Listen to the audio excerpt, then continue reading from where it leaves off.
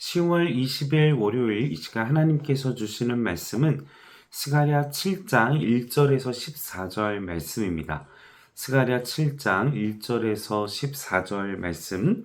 다리오 왕 제4년 아홉째 달 곧 기슬레월의 레월 4일에 여호와의 말씀이 스가랴에게 임하니라. 그때에 베델 사람이 사리셀과 레겜 멜렉과 그의 부하들을 보내어 여호와께 은혜를 구하고 만군의 여호와의 전에 있는 제사장들과 선지자들에게 물어 이르되 내가 여러 해 동안 행한 대로 5월 중에 울며 근신하리이까 하며 만군의 여호와의 말씀이 내게 임하여 이르시되 온 땅의 백성과 제사장들에게 이르라.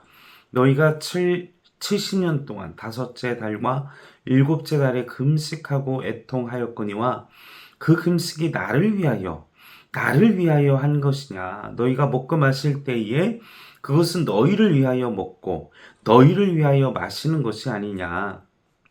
예루살렘과 사면 성읍에 백성이 평온히 거주하며 남방과 평온에 사람이 거주할 때에 여호와가 옛 선지자들을 통하여 외친 말씀이 있지 않으냐 하시니라.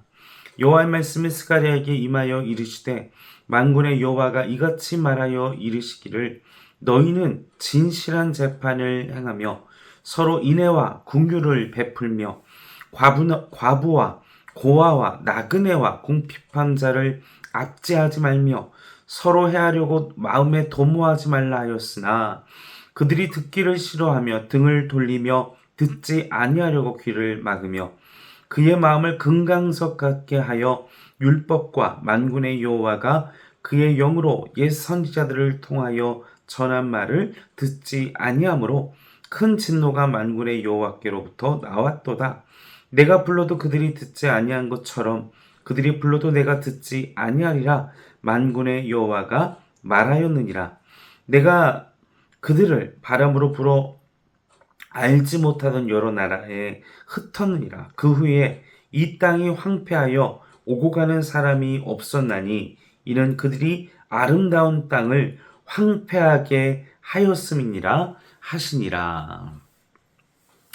자, 오늘 7장 1절부터 14절, 7장의 이 말씀은 이스라엘 백성이 포로기 이후에 예루살렘의 재건의 과정 속에서 하나님의 뜻을 구하며 묻는 장면에서 시작이 됩니다. 다리오 왕 제4년 주전 518년경에 하나님의 말씀이 스가랴에게 임한 사건으로 오늘의 본문이 시작됩니다. 그리고 이 베델 사람 사레셀 그리고 레겜 멜렉과 그의 부하들을 보내서 하나님의 은혜를 구하고자 이 베델 사람들을 대표하여 와서 이제 질문을 합니다. 뭐라고 이야기를 합니까? 3절 말씀에 보시면 우리가 여러 해 동안 이 행한 대로 금식하고 울며 곡하고 또 근신하리까 이렇게 이야기를 하죠. 이 이야기는 무엇이냐? 이 절제하고 근신했던 이것은 금식을 이야기를 하는 것입니다. 예루살렘 성전이 파괴된 그 5월에 금식하면서 근신하고 절제했던 그 전통, 그것을 우리가 계속 지켜야 하는지 그것에 대한 질문을 지금 스가랴에게 하고 있다라는 사실인 것입니다. 이것은 단순한 행위가 아니라 의도된 신앙적 행위.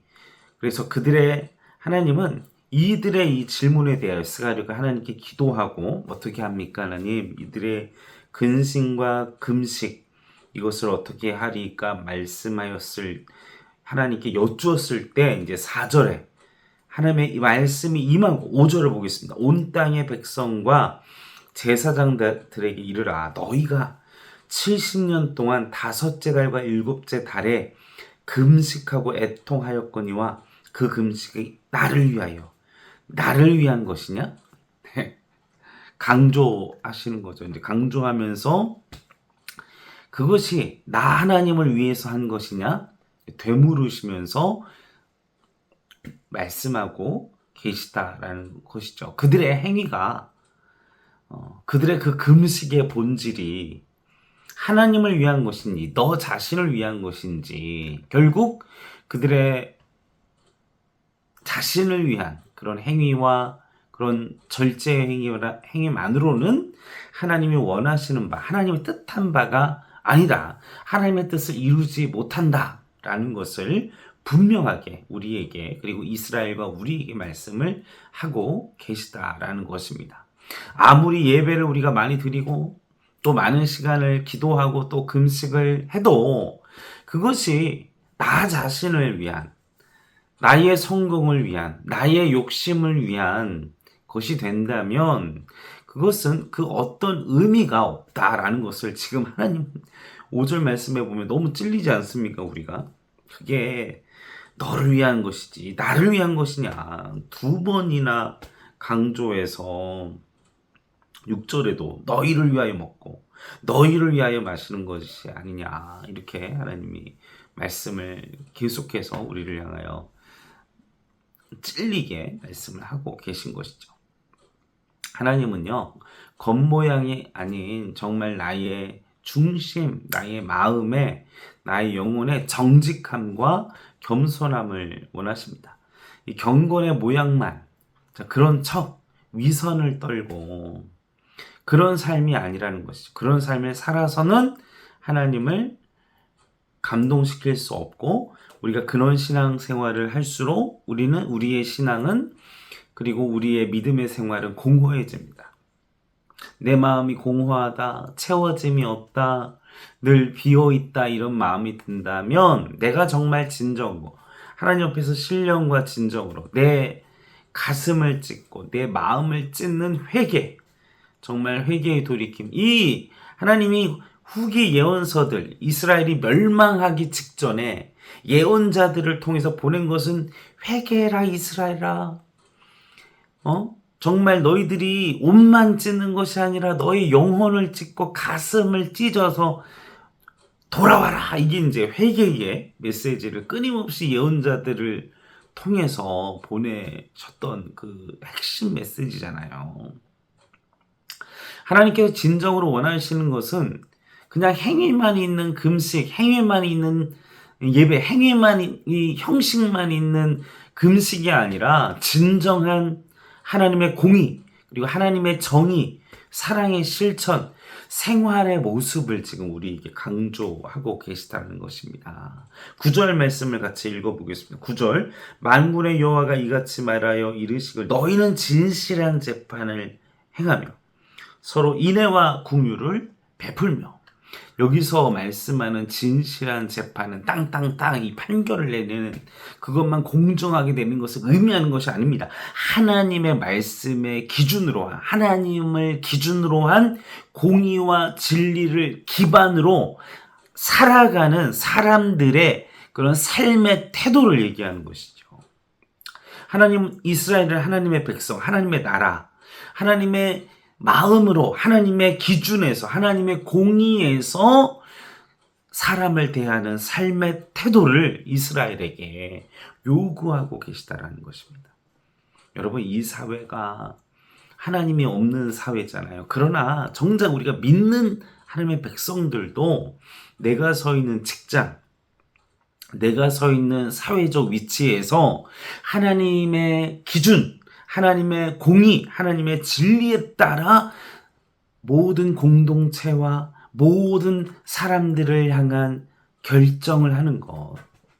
세상 사람은 나의 성공, 나를 위하여, 나의 탐욕을 위하여, 또 나의 이익을 위하여, 나의 재산을 위하여, 나의 성공을 위하여 투자하고 재판을 때리고 그렇게 사회 기반을 운영할지라도 우리 그리스도인은 그렇게 살아서는 하나님의 백성의 삶이 아니다. 10절 말씀을 보겠습니다. 과부와 고아와 나그네와 궁핍한 자를 압제하지 말며 서로 해하려고 마음에 도모하지 말라. 여러분 우리나라의 역사를 봐도 그래요. 고려 시대도 그랬고 고려 후기에도 그랬고 조선 후기에도 마찬가지. 어떤 일이 벌어집니까? 약자들을 수탈하는 일들이 벌어지잖아요. 그 강한 기득권들이 약자들의 모든 것을 빼앗고 수탈하고 하는 그런 사회적 문제, 그것이 그들의 삶의 원리고 나라 전체가 생활의 원리가 됐을 때 고려도 망했고 조선도 망하게 되는, 이스라엘도 마찬가지였다는 겁니다. 이 사회적 약자들에 대한 그런 보호와 이런, 하나님은 10절 말씀을 보시면 약자에 대한 하나님의 관심이 있으세요. 그런데 당시 우리나라가 역사적으로도 그 사회적 약자뿐만 아니라 백성들까지 수탈을 한 그 결과 나라가 막, 이스라엘도 사회적 약자에 대한 그런 배려와 그런 수탈 속에서 결국 북이스라엘은 아수르 제국, 남유다는 바벨론의 하나님의 심판으로 멸망, 나라가 그냥 공중분해되는 그런 일들을 겪게 되었습니다. 우리 또한 우리의 삶과 우리 그리스도인들의 이 시대 속에서 우리 대한민국이 하나님의 나라, 하나님의 공의, 하나님 기준으로, 말씀을 기준으로 정말 사회적 약자, 그리고 이 나라와 그 모든 하나님의 백성, 또 이 백성들이 하나님의 공의와 정의 속에서 하나님의 그 자비하심으로 은혜를 받는 그런 이 나라, 그런 교회, 그런 하나님의 백성들이 되기를 주님의 이름으로 간절히 축원합니다. 그런데 7절, 11절부터 14절까지의 말씀을 보시면 그들이 듣기도 싫어하고, 어떤 상태입니까? 영적인 상태가. 여기서 듣기를 싫어한다는 것은 단순히 그냥 듣기를 싫어해서 고개를 돌리는 걸 의미하는 것이 아닙니다. 이게 어떤 의미가 있느냐? 바로 반역에, 하나님을 반역하는 강도를 의미하는 것입니다. 이건 단순히 그냥 고개를 돌리는 게 아니라 적극적이고 능동적인 반항, 하나님을 대적하는 행위를 의미하는 것입니다. 귀를 막는, 여러분의 자녀가 아빠 말 듣기 싫다고 막 이건 정말 이성을 놓을 수밖에 없는. 12절 말씀, 그 마음을 금강석은요 당시에 가장 단단한 광물입니다. 다시 말하면 깨지지 않는, 돌이킬 수 없는 그들의 강팍한 마음을 의미하는 것이죠. 하나님은 이 강팍한 이들을 위해서 하나님의 영으로 감동된 수많은 하나님의 예언자들, 12절 말씀에 선지자들을 보내었습니다. 회개하라 이스라엘아, 돌이켜라 이스라엘. 그런데 그들이 듣지 아니하였다라는 사실인 것입니다. 왜 듣지 않았습니까? 주님의 종들의 영적인 말씀을 듣고도 회개하지 않았다는 것이죠. 사랑하는 성도 여러분, 여러분들의 예배 속에서 주님의 말씀에 울림이 있습니까? 가슴을 찢는, 정말 통곡하고 통회하는 회개가 우리의 예배와 우리의 기도와 우리의 묵상 속에서 일어나기를 바랍니다. 그냥 지식을 쌓는, 교양을 쌓는, 아니면 나의 불안감을 해소하기 위한 방편으로 이용하지 마시고 정말 우리의 삶 가운데 진정한 내 가슴을 찢는 회개가 우리 예배 속에서, 또 우리의 묵상 속에서, 기도 속에서 일어나기를 주님의 이름 간절히 축원합니다. 기도하시겠습니다. 주여, 진정한 회개의 삶을 이룰 수 있도록 도와주시옵소서. 말씀 속에서, 예배 속에서, 또 우리의 기도 속에서, 삶 속에서 말씀하시는 주님의 뜻에 우리가 민감하여지게 하시고, 그리고 그 말씀을 듣고 회개하며 가슴을 찢으며 진짜 정말 통회하며 회개하며 우리의 삶을 돌이키는 은혜의 삶으로 우리를 한 주간도 이끌어 주시옵소서. 감사를 드리며 울곤하신 예수님의 이름으로 기도하옵나이다. 아멘.